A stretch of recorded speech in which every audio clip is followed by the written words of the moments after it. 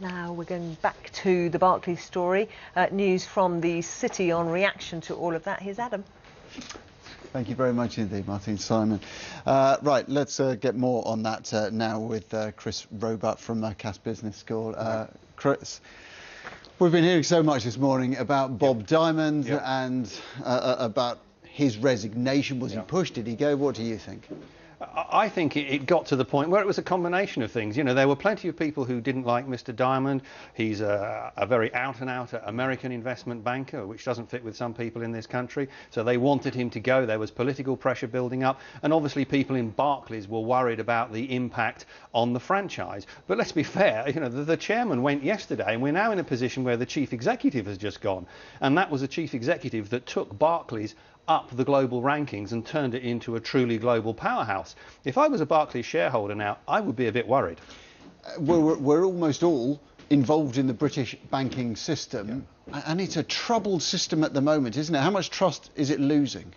Well, we have to look at this on various levels. Let's be absolutely clear. You know, irrespective of what the politicians said in the House of Commons yesterday, giving the impression that the entire banking system was corrupt and full of unethical people, it's not. There are hundreds and thousands of people who work in banking who do so ethically, with integrity and professionalism, and saying that in the House of Commons was frankly insulting.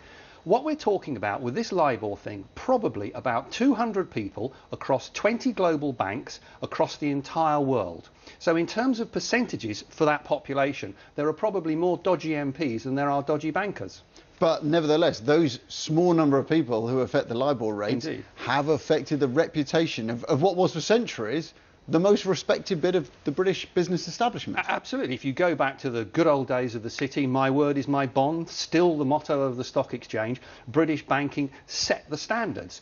But let's be fair, it's not just British banking that have had problems. You know, if we look at the States, Bank of America, JP Morgan, UBS has had massive problems in Switzerland that the Swiss have got very, very upset about. So this is, I think, a shakeout in terms of the culture of global banking.